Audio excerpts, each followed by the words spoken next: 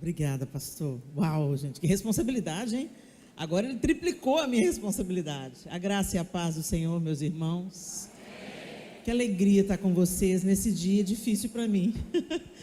O dia começou tranquilo e pastor Márcio nos pegou de surpresa. Não foi algo que foi anunciado. E nem a Renata sabia que ele hoje ia entregar o seu pastorado de 50 anos. Então a gente está emotivo, mas muito agradecidos, porque ele está vivo e certamente podemos ainda contar com seu conselho, com a sua orientação e com a liberdade de ele dizer, não tem uma hora para você não. Graças a Deus pela vida do pastor Márcio, eu honro, sou ovelha dele há 33 anos, e eu posso dizer que ele deixa na minha vida uma marca de humildade, de simplicidade. Pastor Márcio sempre foi um homem muito simples e de integridade, que eu espero honrar como ovelha dele, tudo aquilo que ele deixou semeado e bem alicerçado na minha vida, na minha casa. Ceia do Senhor, que alegria, né, gente, participarmos da mesa do Senhor. E eu quero compartilhar com vocês uma palavra hoje que está em Atos capítulo 12. Você pode abrir a sua Bíblia? Atos capítulo 12.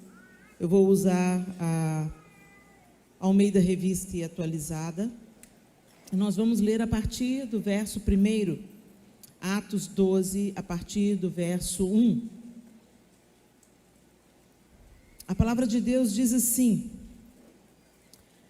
por aquele tempo, mandou o rei Herodes prender alguns da igreja para os maltratar, fazendo passar a fio de espada a Tiago, irmão de João. Vendo ser isso agradável aos judeus, prosseguiu prendendo também a Pedro, e eram os dias dos pães asmos.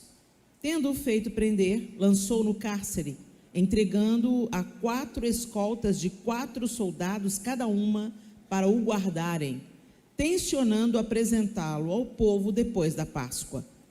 Pedro, pois, estava guardado no cárcere, mas havia oração incessante a Deus por parte da igreja a favor dele. Quando Herodes estava para apresentá-lo naquela mesma noite, Pedro dormia entre 2 soldados, acorrentado com 2 cadeias, e sentinelas à porta guardavam o cárcere. Eis, porém, que sobreveio um anjo do Senhor, e uma luz iluminou a prisão. E tocando ele o lado de Pedro, o despertou, dizendo: levanta-te depressa. Então as cadeias caíram-lhe das mãos. Disse-lhe o anjo: cinge-te e calça as sandálias. E ele assim o fez. Disse-lhe mais: põe a capa e segue-me. Então, saindo, o seguia, não sabendo que era real ou se fazia por meio do anjo. Era real o que se fazia por meio do anjo. Parecia-lhe antes uma visão. Depois de terem passado a primeira e a segunda sentinela, chegaram ao portão de ferro que dava para a cidade, o qual se lhes abriu automaticamente. E saindo, enveredaram por uma rua, e logo adiante o anjo se apartou dele. Então Pedro, caindo em si, disse: agora sei verdadeiramente que o Senhor enviou o seu anjo e me livrou da mão de Herodes e de toda a expectativa do povo judaico.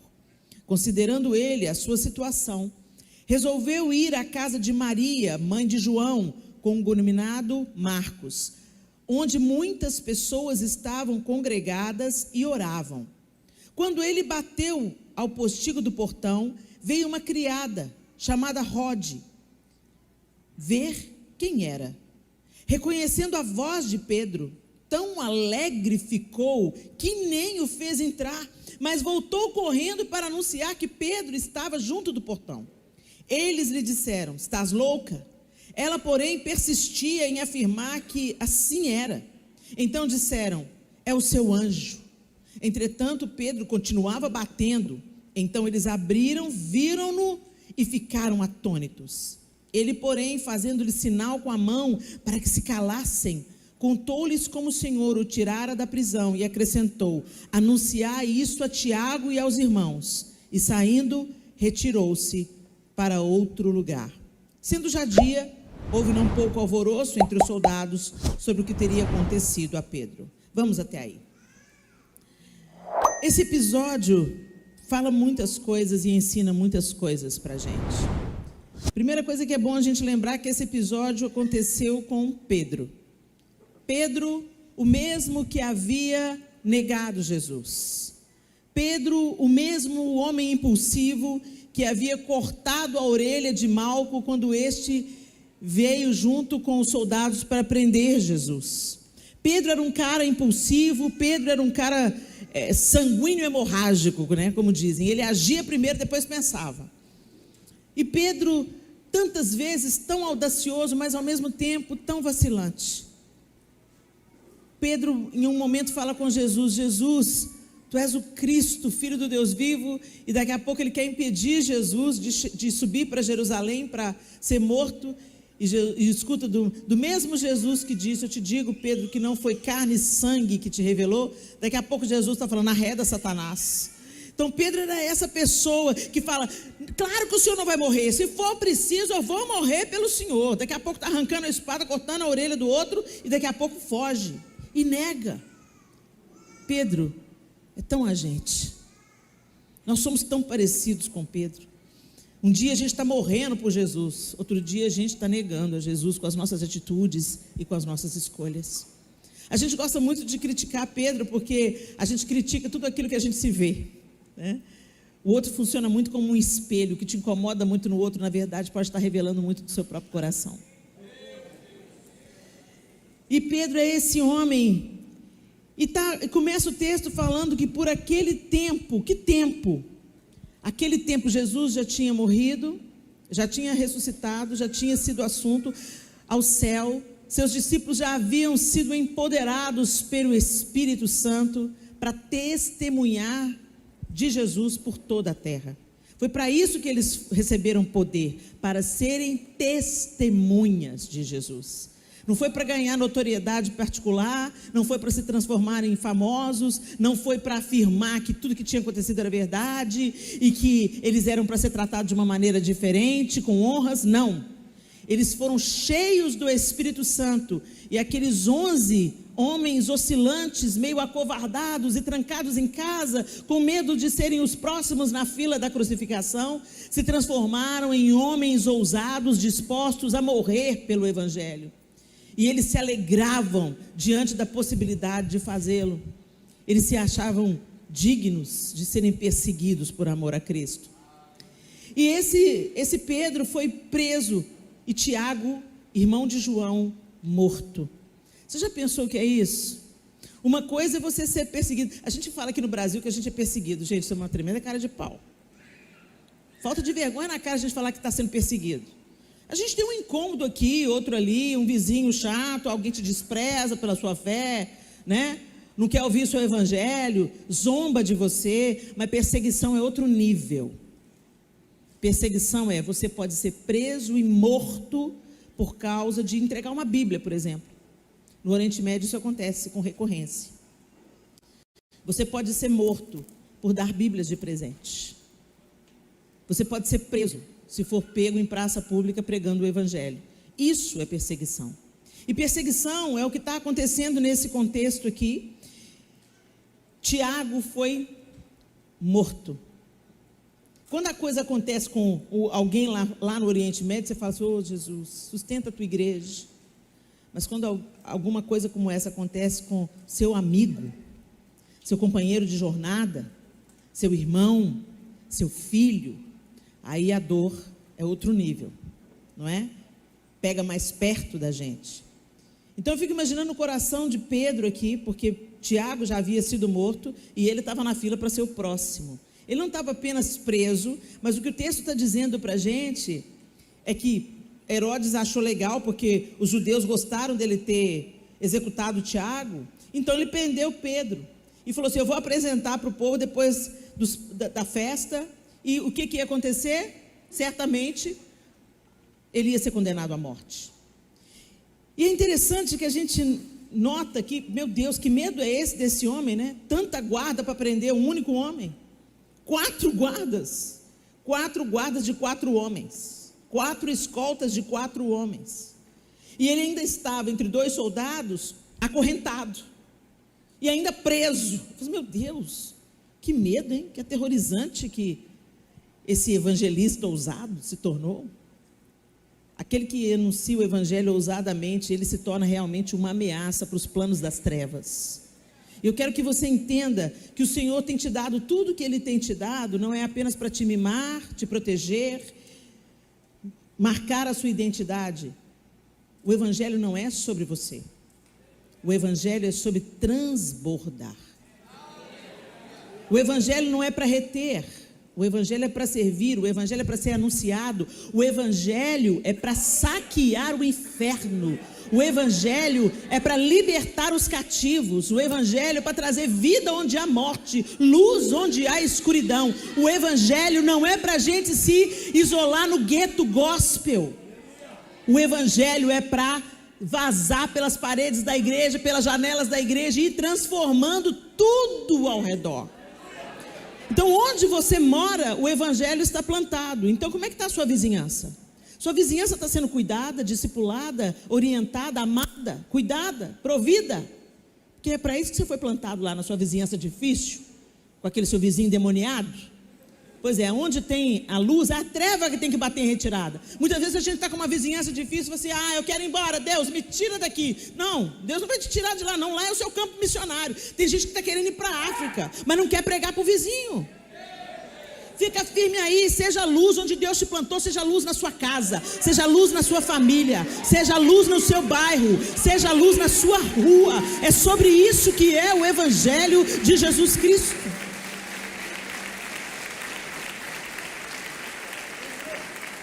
Nós nos tornamos ameaçadores e inconvenientes quando o inferno percebe que onde você passa a luz brilha e pessoas são transformadas. E era isso que estava acontecendo aqui.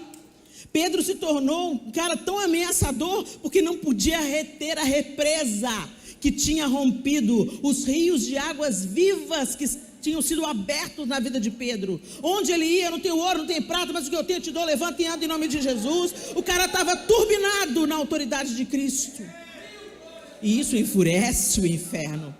Quando as coisas estão muito calmas para nós, é uma evidência de que a gente não está incomodando o inferno. Suspeite. Às vezes o que você pensa que é bênção de Deus na sua vida, essa tranquilidade é água parada e aprovação do inferno. E aí, quando Pedro está lá, tranquilo. Se eu tiver que viver, vou viver. Se eu tiver que morrer, vou morrer. Interessante que o texto diz para nós que a intenção de Herodes era entregar, depois da Páscoa, Pedro para ser morto. Estava guardado no cárcere. E o texto diz assim, que havia oração, mas havia oração incessante a Deus por parte da igreja a favor dele. Gente, será que nós estamos nos mobilizando? Mais uma coisa que a gente tem que aprender com esse texto. Será que nós oramos só pelas causas próprias? Ou nós entendemos que existem servos de Deus que estão posicionados estrategicamente na cidade, na sociedade, liderando os trabalhos de grande porte e sob muito ataque? Será que você se mobiliza, tira um tempo do seu dia para se mobilizar em oração por esses homens e mulheres que estão na linha de frente de uma batalha que você não daria conta de lutar? Eu acho interessante que as pessoas gostam muito de mim e falam assim, Helena, você me pastoreia pela internet. Mentira, não te pastorei não. Quem te pastoreia são os pastores dessa casa, que tira carrapicho, que vai no velório, que faz casamento, que te escuta, que te puxa a orelha, que anda com você a segunda, a terceira e a quarta milha, depois que você é extremamente decepcionante, que lida com as questões da sua casa. É fácil a gente achar o pastor do outro bonito? Acha o seu, honra o seu, ora pelo seu. Adota os seus pastores, os pastores dessa casa, em oração e súplica. Seja grato pelos diáconos dessa casa que servem você. A gente tem uma tendência de valorizar sempre o que é de fora, o que é do outro. Mas Deus levantou um time de pastores nessa casa que cuida pessoalmente de vocês. A igreja aqui nos ensina, Pedro estava preso, mas a igreja estava orando incessantemente. Sabe o que é incessantemente? Sem parar, sem parar, sem parar, sem parar, sem parar, sem parar. Aí o Senhor inclina os ouvidos à oração da igreja e dá ordem ao seu anjo. E o anjo chega, toca ao lado de Pedro e fala: vamos embora, Pedro, levanta. Não ficou de mimimi com Pedro.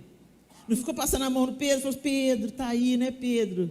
Você é um homem valente. Não. É tão interessante, eu vejo esse tocar do lado, tipo assim, ó. Bora. Anda logo, vamos vazar, Pedro. E Pedro estava assim, meio dormindo, meio sei lá, porque ele falou assim, não sabia se era sonho, se era verdade. Na hora que falou, vamos embora, as correntes já caíram. Não, quando Deus quer libertar alguém, gente, não tem cadeia, não tem 4 guardas de 4, não tem corrente, não tem prisão. Não há difícil ou impossível para Deus. A gente tem que entender isso de uma vez por todas. Às vezes a gente olha para a nossa circunstância, para aquela pessoa que a gente está orando há muito tempo e a gente não vê resultado. Deixa eu te falar, continua no seu posto, continua orando. E não duvidando de que não há cadeias que Deus não possa romper na hora que Ele quiser.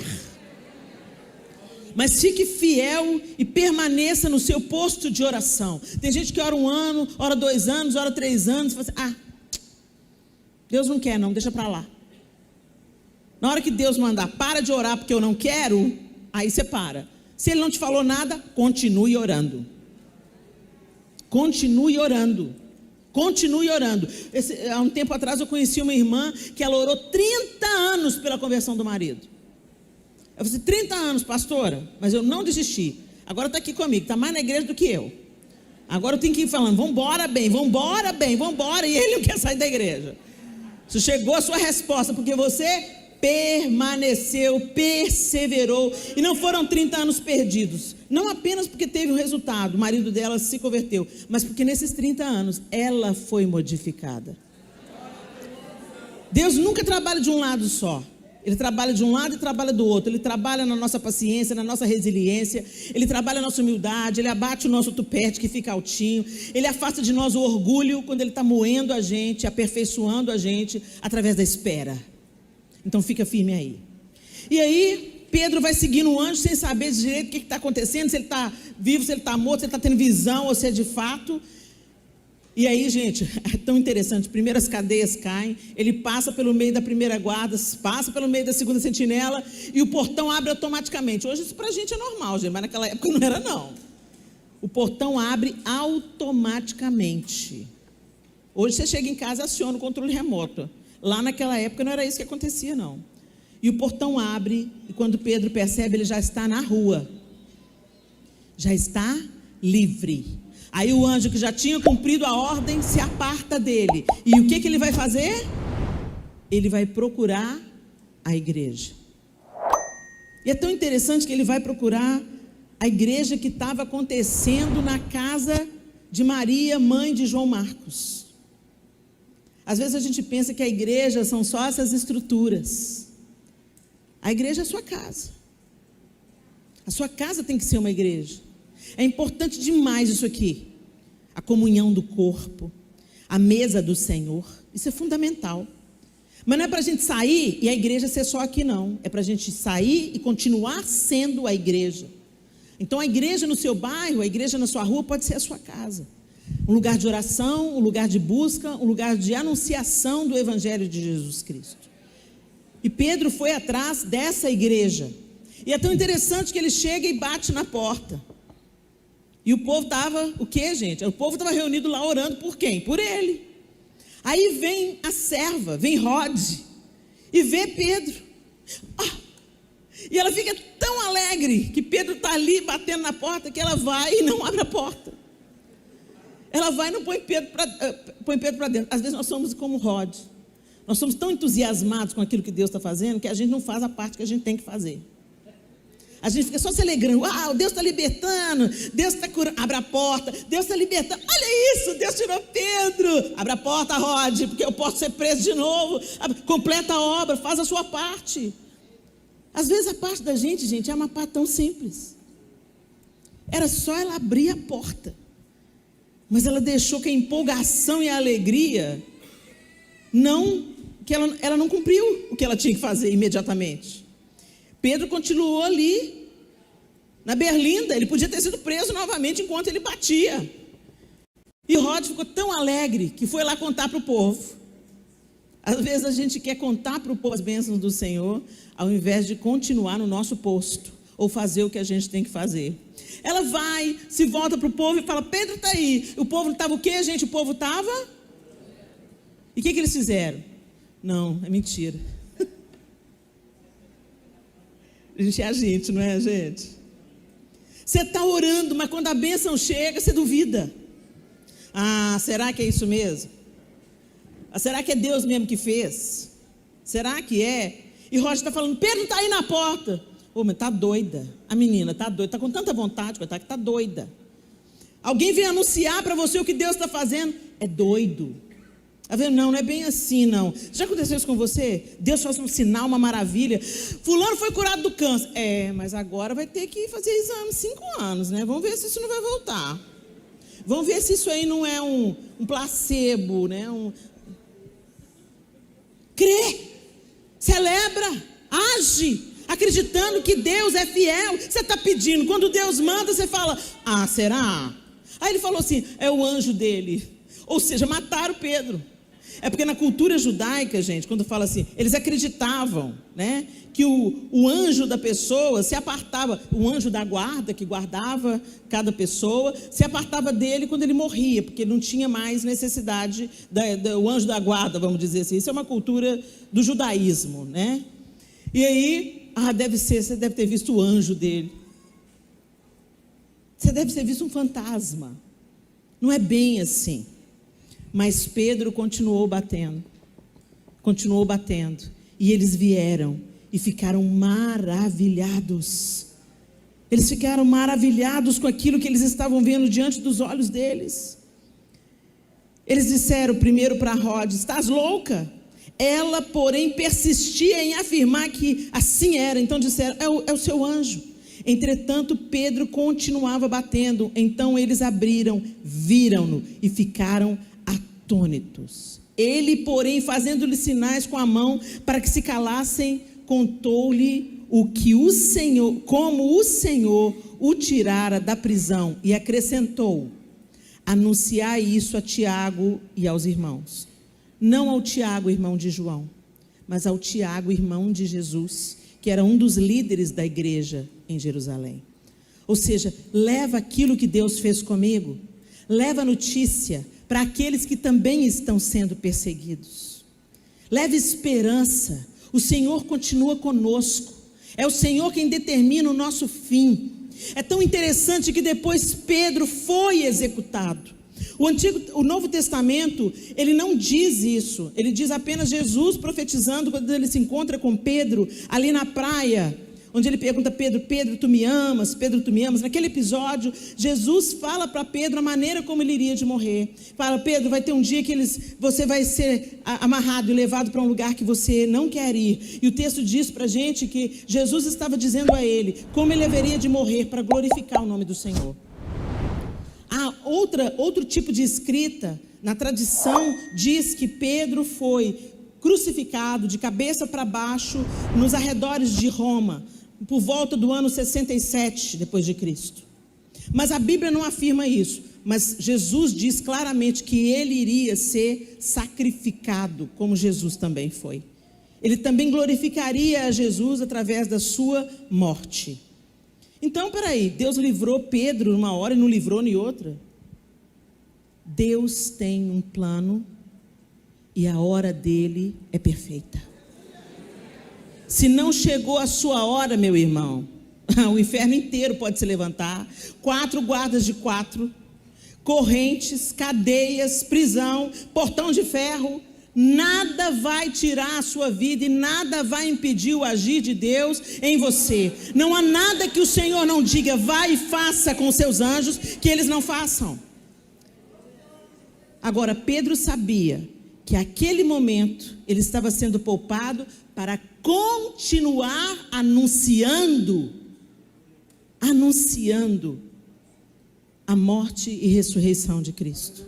Toda vez que nós partimos o pão, comemos do pão e bebemos do cálice, nós estamos anunciando a morte do Senhor até que Ele venha.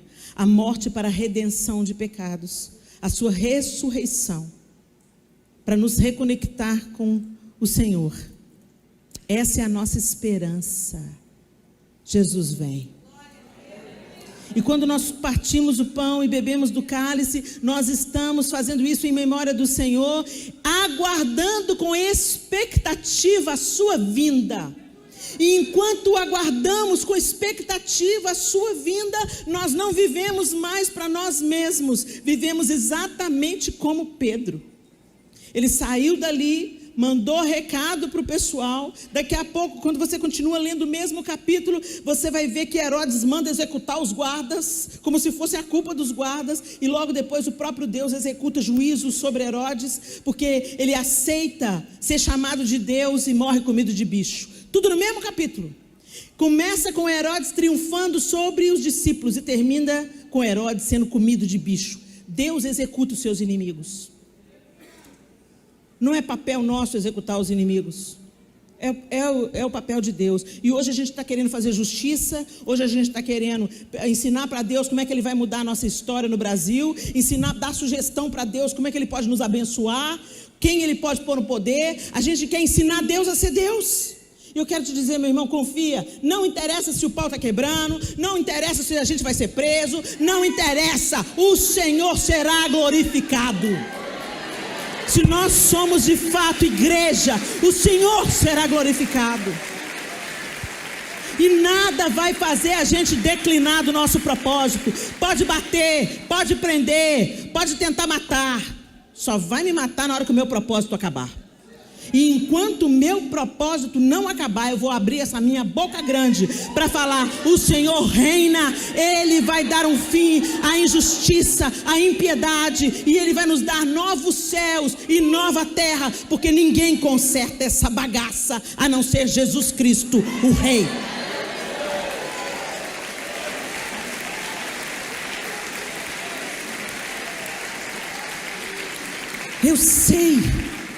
Eu sei que nós temos fome e sede de justiça. Eu sei que parece, a gente olha para as notícias, a gente lê os jornais e pensa: eu não acredito que eu estou vivendo isso. Eu não acredito que eu estou lendo isso. Eu não acredito que eu estou ouvindo isso. Agora eu quero só te lembrar nesse contexto que Pedro estava. Gente, a igreja perseguida em Roma, o Império Romano punha fogo em crente para iluminar a rua. Lançava na arena para as feras comerem. O que a gente está vivendo aqui não é nada. E quanto mais batia na igreja, mais ela crescia, igual bolo. Batia, ela crescia, batia, ela avançava. Por quê? Porque eles tinham a convicção do Cristo ressurreto. E eles confiavam plenamente nas promessas do Senhor. O apóstolo Paulo sabia o que estava falando: nem a morte, nem a vida, nem principado, nem potestade, nada pode nos separar do amor de Deus. Pode me matar, pode me prender, pode me açoitar, nada vai me separar do amor de Deus. Será que nós temos essa convicção? Será que a nossa viva esperança está em Cristo? Será que a gente está se desesperando por causa da alta do dólar? Será que Deus não está permitindo muitas coisas acontecerem para nos tirar do lugar da comodidade? Será que nós vamos ser dispersos pela terra, para anunciar o Evangelho de Jesus? É tão gostoso a gente ficar aqui nessa igreja avivada, com esse louvor lindo, né? Louvor lindo, ceia do Senhor, não tem nenhuma metralhadora na porta, mas essa não é a realidade de muitos países. E se Deus precisar de sacudir o barco para nos jogar para fora do ninho, Ele vai fazer. Deus vai usar os meios que Ele quiser usar para que o Evangelho seja expandido. E você vai ser contado com aqueles que permanecem fiéis, ou vai ser contado com os incrédulos? Tem uma coisa boa da perseguição: limpa o muro. A história de ficar em cima do muro não rola mais. Ou você se apega ao Senhor e se apaixona e fica disposto a morrer por Ele, ou você vai seguir o seu caminho e viver pelo seu próprio interesse. Que a gente aprenda com Pedro. A Bíblia não descreve se ele estava desesperado. Em outro episódio, Paulo e Silas estão presos e eles estavam cantando. Será que a gente cantaria preso injustamente? Quando acontece uma injustiça com a gente já abre o bocão: injustiça, eu não aceito, né? Eles estavam presos injustamente e os dois cantando. E aí veio um terremoto. O Senhor continua fazendo terremotos, mas se Ele não nos livrar da cadeia, se Ele não nos livrar, é porque Ele também tem um propósito para ser executado onde nós estamos. Que os nossos olhos estejam fitos no Senhor, que a nossa esperança esteja totalmente nele, que a gente aprenda com aqueles que estavam reunidos na casa de Maria, mãe de João Marcos, a não duvidarmos quando a resposta chegar. Que a gente também não seja como Rode, que ficou tão entusiasmada com uma aparente vitória, que custou abrir a porta para Pedro. Não deixe a sua empolgação te dissuadir, te distrair daquilo que você tem que continuar fazendo. Às vezes, aos tempos de bênçãos e de respostas positivas do Senhor, a gente se alegra tanto que a gente esquece da tristeza do outro, do problema do outro. Se você está passando por uma fase boa, se você recebeu respostas das suas orações, é para você continuar orando por aqueles que ainda não receberam. É para você continuar abrindo portas, já que você tem a chave na mão. A bênção que a gente recebe nunca é só para a gente. É para ser compartilhada. É para levar esperança, encorajamento e alívio na vida dos outros. Que a gente, como igreja, continue orando incessantemente. Incessantemente. Não é tempo de depormos armas. Gente, a gente só vai ter refrigério quando Jesus estiver reinando. Enquanto Jesus não está no trono reinando sobre a terra, nos dando novos céus e nova terra, sempre vai ter um picareta, sempre vai ter um ladrão, sempre vai ter um safado, sempre vai ter um corrupto, sempre vai ter problema. Sempre vai ter problema. Sabe por quê? Porque nós somos seres humanos. E o coração humano é enganoso e desesperadamente corrupto. Então a gente sempre tem que estar orando. Para começar por nós mesmos. Já começa orando por você mesmo. Você pensa que é muito forte? Não brinca não, faz como José, entendeu? Não fica não, sai correndo. Não fica confiando isso nunca vai acontecer comigo. Fica caladinho para Jesus te dar vitória. E se for preciso, pernas para quem te quero. Foge da tentação, foge da aparência do mal. Permaneçamos firmes, como Pedro permaneceu. Ele saiu da prisão, fechou a boca. Agora eu vou maneirar, né? Já que o Senhor me deu livramento, então agora eu vou maneirar. Não, o Senhor deu livramento para Pedro, para ele continuar anunciando a verdade. Deu livramento porque o tempo dele ainda não tinha chegado de glorificar a Deus através da sua morte. Então eu estou te dando mais vida, Pedro. E eu estou te dando mais vida para você continuar ensinando a verdade, anunciando a verdade, operando sinais e maravilhas em meu nome. E é por isso que a gente está vivo aqui hoje. Não é para a gente vir comer do corpo de Cristo, beber do seu sangue em memória dele, para voltar para a nossa vidinha confortável e egoísta. É para a gente andar por aí, pelas ruas do Guarujá, transbordando Jesus. Feche os seus olhos.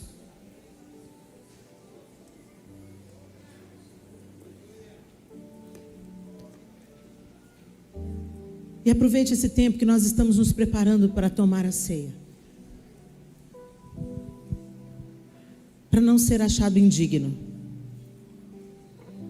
A palavra de Deus diz para nós examinarmos a nós mesmos antes de nos assentarmos à mesa do Senhor. Talvez você está vivendo a religião, Deus tem te dado tantas possibilidades, Deus tem te abençoado, te provido, te consolado, respondido às suas orações, e você, satisfeito com seu bem-estar, não tem compartilhado, não tem consolado, não tem encorajado aquele que está atravessando o dia da adversidade, o dia mau. Ou talvez você esteja incrédulo, vem beber da mesa do Senhor, mas secretamente no seu coração você questiona o amor de Deus. Senhor, por que nós estamos passando por isso? Senhor, por que o Senhor não escuta a minha oração? Senhor, por que o meu filho ainda não voltou para os caminhos do Senhor? Senhor, por que o meu marido, Senhor, não se converte, não vem para o Senhor? Eu tenho sido fiel. E a gente começa a apresentar diante do Senhor os nossos motivos, que no fundo só revelam um coração ressentido contra Deus e incrédulo de que Ele pode fazer uma coisa maravilhosa no tempo dEle.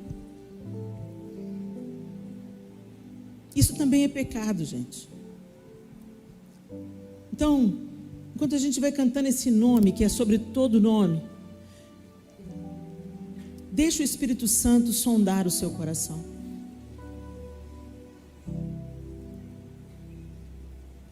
Deixa o Espírito Santo colocar a sonda em você aí. Será que você está vivendo ousadamente como Pedro, descansado que o Senhor está trabalhando?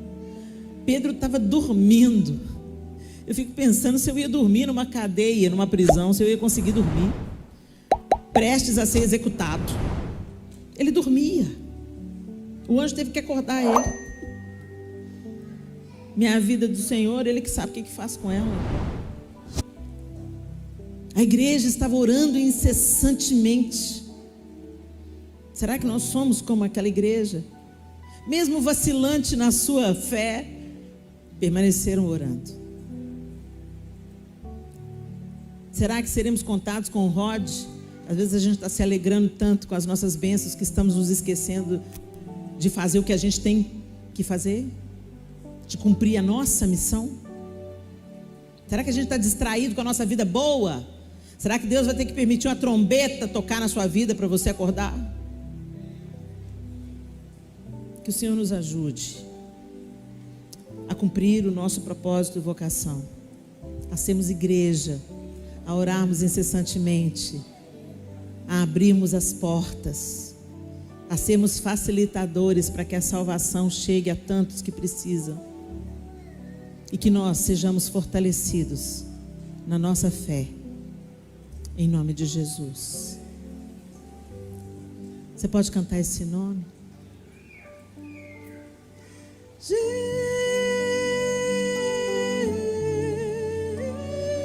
Jesus, Jesus,